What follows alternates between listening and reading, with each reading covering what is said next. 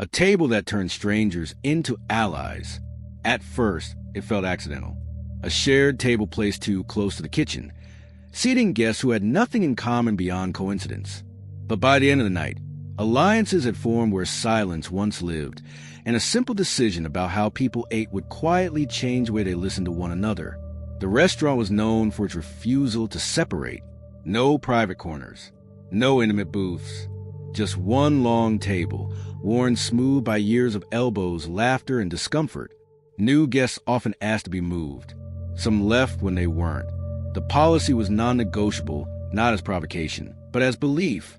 The chef had learned this idea far from the city, in places where meals were shared because space demanded it, not because connection was curated. There, strangers learned each other's rhythms through eating. Silence softened. Stories surfaced. Differences didn't vanish. But they stopped dominating the room. When he opened his own restaurant, he brought that belief with him, knowing it would test modern habits of distance and control. At first, the table struggled. Guests guarded their space. Conversation stayed polite and shallow. Phones filled the gaps where curiosity should have lived. Critics dismissed the concept as forced intimacy, accusing the restaurant of manufacturing connection. But the chef persisted, convinced that proximity was not manipulation. It was invitation. Then came the night that changed everything. A group of guests arrived separately, each carrying visible tension, different backgrounds, different politics, different reasons for being there. They sat stiffly, eating in parallel rather than together. The room felt brittle, waiting for something to fracture. Instead, something shifted.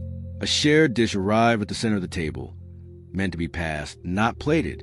Hands hesitated, then reached. A comment was made. A laugh followed. Small talk gave way to something quieter and more real. No one noticed the exact moment it happened. But by the end of the meal, strangers were leaning in rather than away.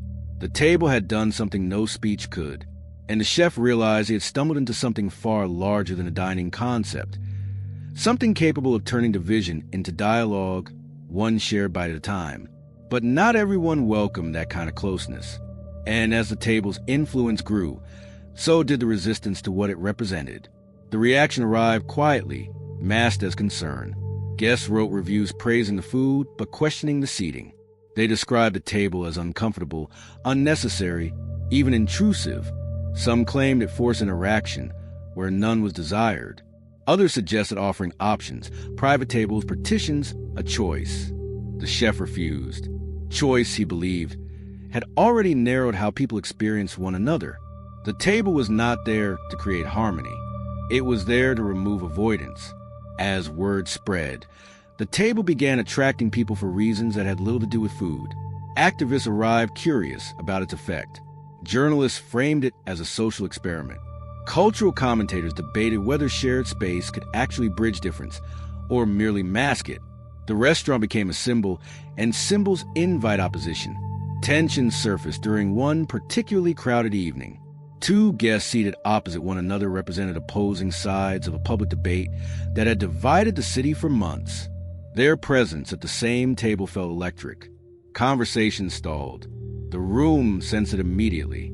The chef watched carefully. When a shared course arrived, the dish required coordination. Passing, serving, waiting. The guests hesitated, then participated. Small gestures replaced arguments.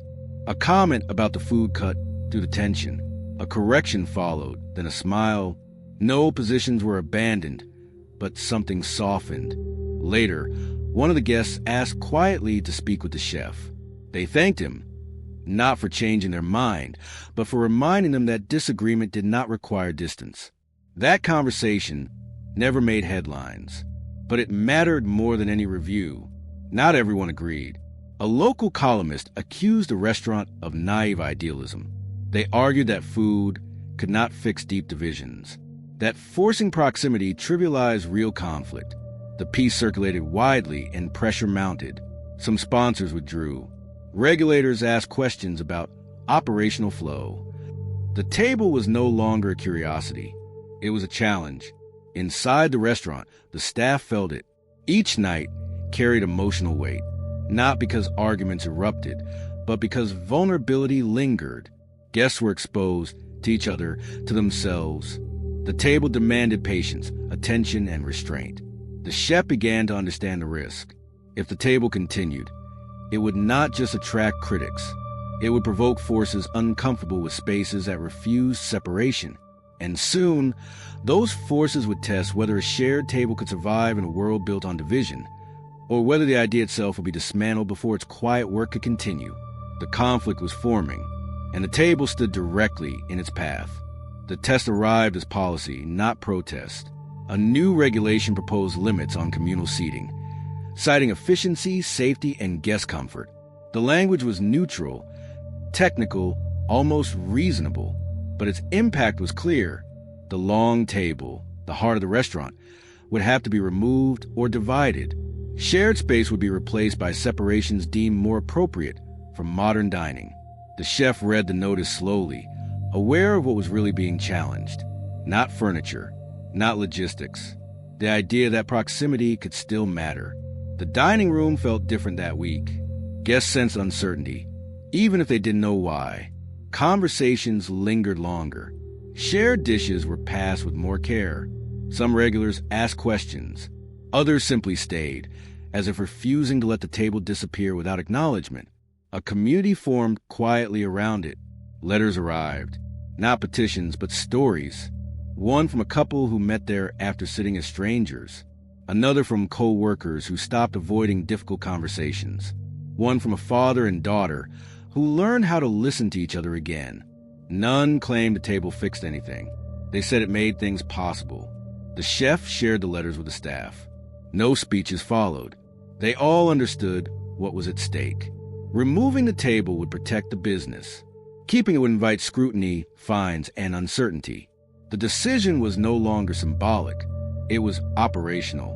The night before the deadline, the restaurant was full. No announcements were made. The chef cooked as always. The table held its shape, worn and patient. Guests passed food, laughed softly, argued gently, listened more than they spoke. It felt ordinary, and that ordinariness felt precious. At the end of the evening, a guest stood and thanked the room, not loudly, not performatively, just enough to be heard. Others nodded. Someone else spoke. Then another. No one tried to define what the table had done. They simply acknowledged that something would be lost if it disappeared. The chef listened, heart heavy but clear. By morning, the decision was made. He would not remove the table. What followed would decide whether the idea could endure without protection, or whether its refusal to divide would cost it everything. The climax was approaching, and the table was about to find out whether connection was still allowed to exist on its own terms. The enforcement arrived quickly. Inspectors measured distances. Notices were issued. Deadlines were firm. The table, they said, was inefficient, outdated, non-compliant. The chef listened without argument. He understood that once an idea threatens comfort, it is rarely debated. It is regulated. The restaurant did not fight publicly. No campaigns, no interviews, just continued service. The table remained. Plates were passed. Conversations unfolded. The room stayed human. When the final notice came, the chef closed the restaurant. No farewell dinner. No statement of protest. Just a locked door and a note thanking guests for sharing the table.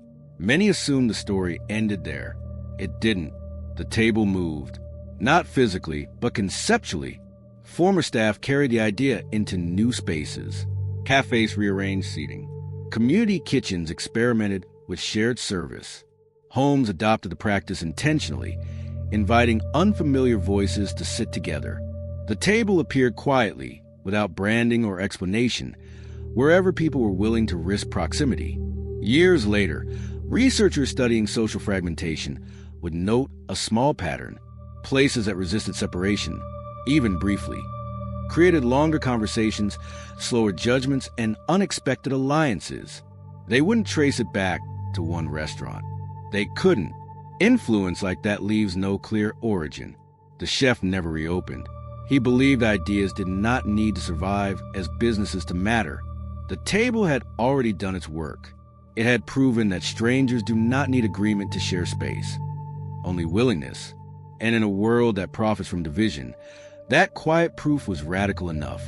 Sometimes the smallest shift in perspective becomes the beginning of a new future. A table